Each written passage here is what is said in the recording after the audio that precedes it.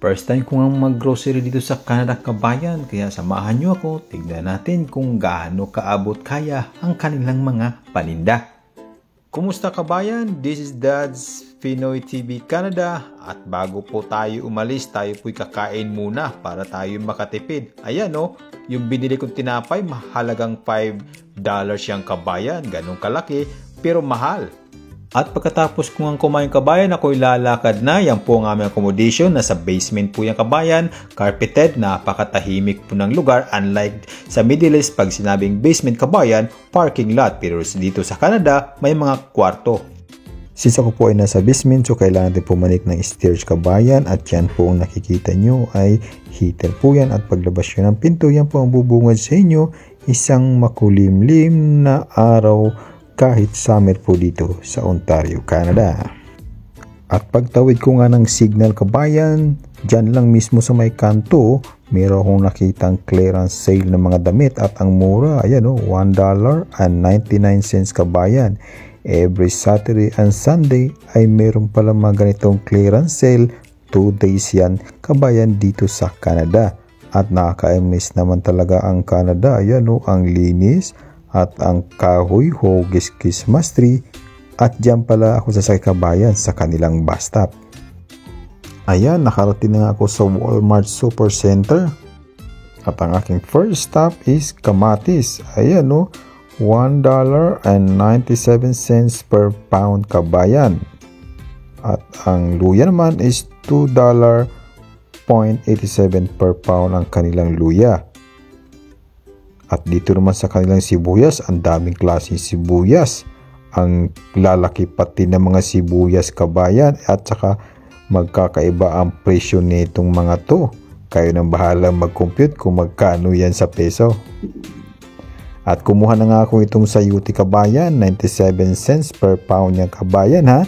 Kayo nang bahala mag-compute plus VAT 12%. At ang susunod nga sa aking listahan kabayan na itong garlic naman. Ang daming klaseng garlic dito, magkakaiba ang presyo at yan ang kinuha ko, 97 cents per pound kabayan. At katapos, at pumunta na nga ako kabayan sa rice section at wala nga akong nakitang jasmine rice. Lahat ng nandyan ay basmati rice kaya wala akong option kundi basmati rice na lang kabayan ang aking binili. At pagkatapos ay pumunta na rin ako, naghanap ako ng asin. Ang hirap hanapin ng asin dito kabayan. Talaga namang pagtsatsagaan mo maghanap. At pagkatapos ay pumunta na ako sa meat section. Ayan po ang kanilang mga cutting ng mga pork dito kabayan. Lahat ay naka-pre-cut na. Depende na lang po yan sa style at saka magkakaiba ang presyo nito. At pumunta na nga ako sa chicken section kabayan. Dito pala wala kayong makikitang buong manok. Lahat ay nakakat na.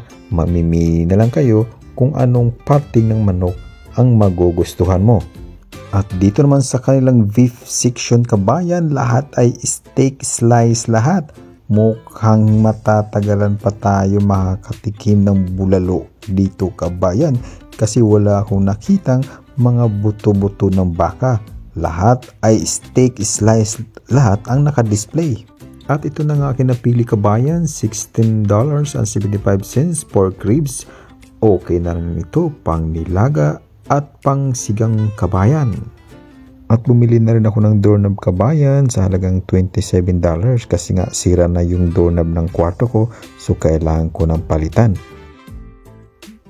At syempre, hindi natin maaaring makalimutan ng kape kasi hindi kumpleto ang araw natin pag hindi tayo nakainom ng kape.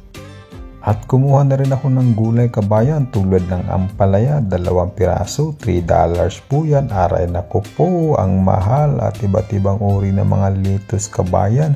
At syempre, hindi natin maaaring makalimutan ang carrots. At yan po ang inabot ng ating bill kabayan, $80. Aray nako po, sa isang bag lang po yan. Kayo na pong bahalang mag-compute dahil nagutom ako. Kaya kumain muna ako sa McDo. Hanggang dito na lamang. Paalam. Syukran. See you soon.